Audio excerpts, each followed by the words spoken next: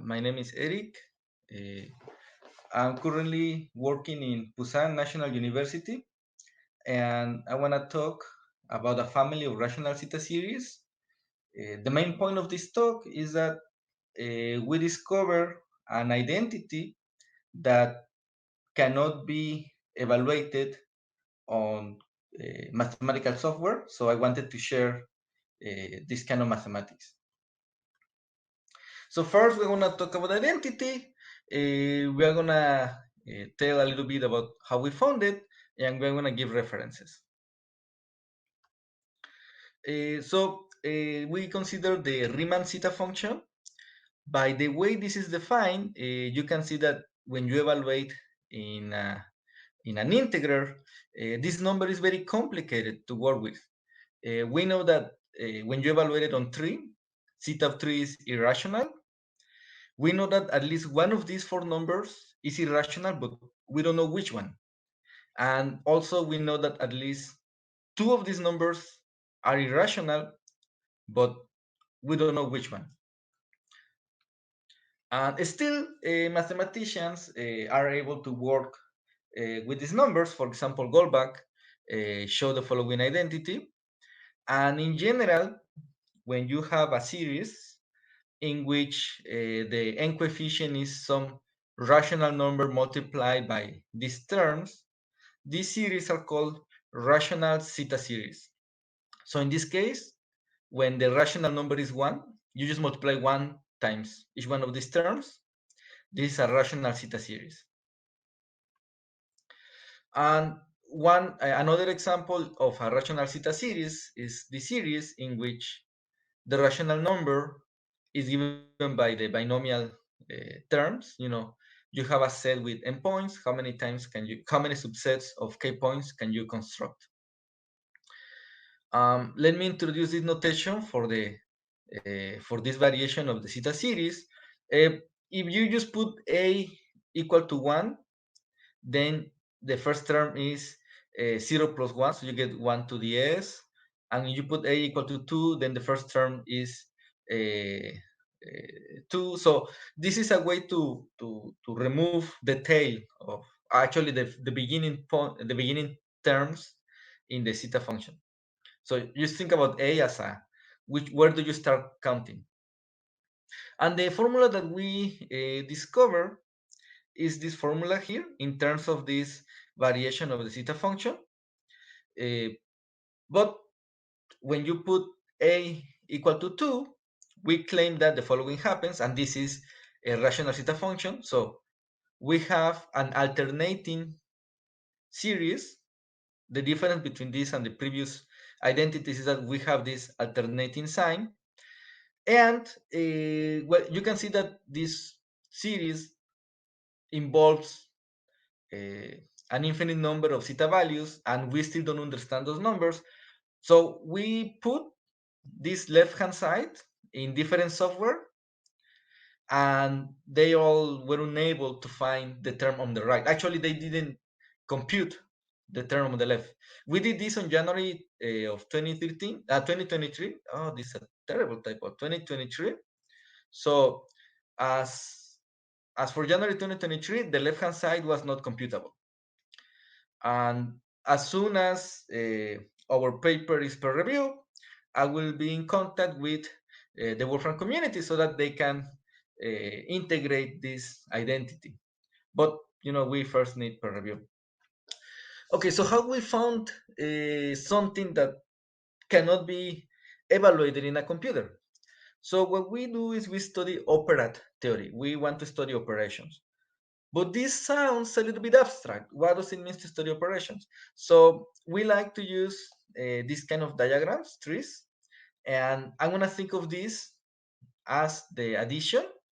So you have your tree, and then you have drops of water, and these drops of water on the leaves, when they are pulled down by gravity, they end up in the root, and here I have the total number of drops of water. So this tree is representing addition, but for this to make sense, I need the following condition.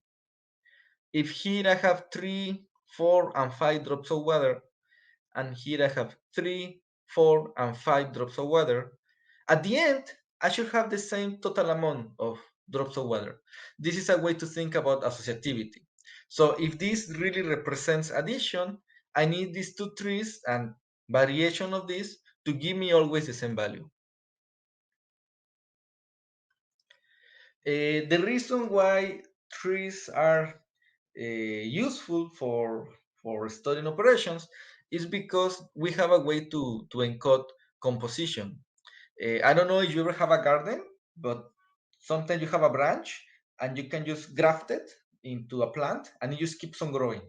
So we use the grafting operation on trees to compose operations. Here I have two binary uh, operations, and then I use grafting to create a ternary operation. So an operand is a family of sets, and you should think of these sets as your n-ary operations together with composition rules that are associative. In our example, the operand is the operand of trees. So my n-ary operations are trees with n leaves, and the composition rule is the grafting of trees. And what I work with is a way to think about order in an object and how does order in an object induces operations that take care of the order. So a poset is a set with a partial order. And one example that you are all might be familiar is when you have programs, then we say that A is smaller than B if the output of the program A is needed to run the program B. And so a poset is telling you in which way you should order your programs. So you have a chain, which is just n programs where the k program requires the output of k minus 1. Also, you have two programs and their outputs are not used to run the other one. Then you have a disjunct union. So there is just two posets and there is no new order.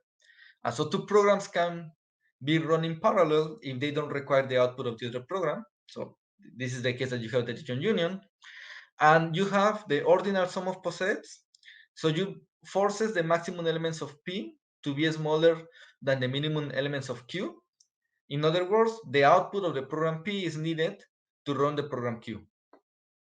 And so if you take this poset, where I have three elements and I'm given these rules, you can write it as taking the disjunct union of A and C and then ordinal sum with B.